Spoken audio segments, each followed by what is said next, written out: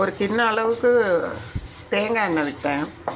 அதில் பூண்டு முழுசாக தோலோடு அப்படியே போட்டு ஒரு ஓட்டு ஓட்டி, நல்லா கருவேப்பிலை ஒரு கைப்பிடி போட்டு அதுலேயே வறுத்து எடுத்துருக்குறோம். இப்போ வந்துட்டு மஞ்சத்தூள் ஒரு ஸ்பூனு, மிளகாத்தூள் வரமிளகாத்தூள் ஒரு ஸ்பூன் போட்டிருக்கிறேன். இப்போ இதுலேயே நல்லா பொரிஞ்சிருச்சு. இதில்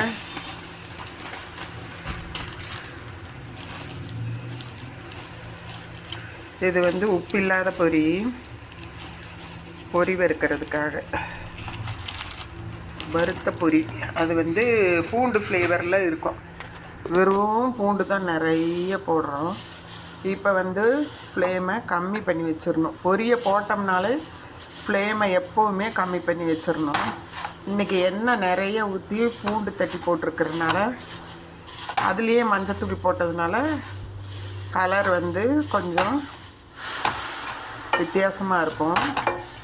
வரமிளகாத்தூளும் அதுலேயே போட்டுட்டோம் எண்ணெயிலேயே.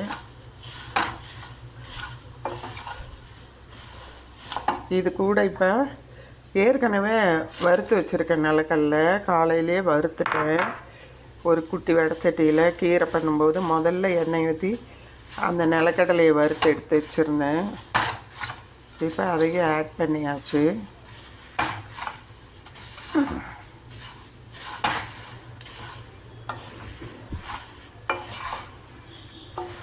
இன்றைக்கி பொட்டுக்கடலை செய்யத்தில் சில சமயம் பொட்டுக்கடலை போட்டு வரமிளகாய் மட்டும் தாளித்து கருவேப்பிலை தாளித்து பண்ணுவோம். அதை விட இந்த பூண்டு ஃப்ளேவர் வந்து ரொம்ப ரொம்ப நல்லாயிருக்கும். இப்போ அடுப்பை ஆஃப் பண்ணிட்டேன். சட்டியோட சூட்லேயே அது முறுன்னு ஆயிக்கிறோம். ரொம்ப ரொம்ப டேஸ்டியாக இருக்கும். சாயங்கால நேரம் நம்ம வந்துட்டு காஃபியோ டீயோ போட்டோம், மழை நேரம்னாலும் சரி, சும்மாவும் சாப்பிட்டுக்கலாம்.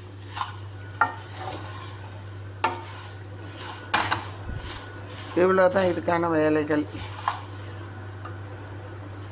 பாதி வறுத்துருக்கோம், பாதி வந்து சும்மா வச்சுருக்குறோம். பாதியை வந்துட்டு நம்ம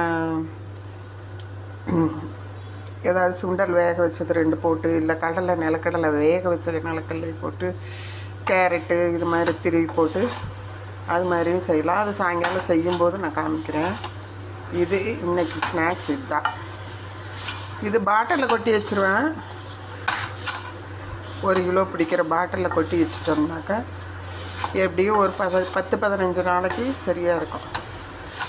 ஆஃபீஸ் விட்டு வந்தாங்கனாலும் சரி, வீட்டில் இருக்கவங்களுக்கும் சரி, இது நினச்ச போது சாப்பிட பிடிக்காது சில சமயம். அப்போ டீயும் ஸ்நாக்ஸுமா இதை வச்சு உட்காந்துக்குவாங்க. அவ்வளோதான். நிறைய நிலக்கடலை தான் வறுத்து போட்டிருக்குறோம். செய்து பாருங்கள். பூண்டு ஃப்ளேவர் தனியாக பூண்டு மட்டும் 2 அடிச்சுட்டு அது முருகலாகணும். பூண்டு அந்த அளவுக்கு எண்ணெயில் வதக்கிடணும். கருவேப்பிலையும் அப்படித்தான் முறுன்னு பாருங்கள், உடச்சா உடையும். அந்த அளவுக்கு வறுத்துடணும். அப்படியே சாப்பிட்லாம். வரமிளகாத்தூள் மஞ்சத்தூள் ஸ்ப்ரே பண்ணிடணும் இதுலேயே. இதுதான் இதுக்கான பொரி பூண்டு ஃப்ரை. Super snacks. இது நல்லாயிருக்கும். செய்துட்டு சொல்லுங்கள். சப்ஸ்கிரைப் பண்ணுங்கள் என்னோடய சேனலை. Please please please.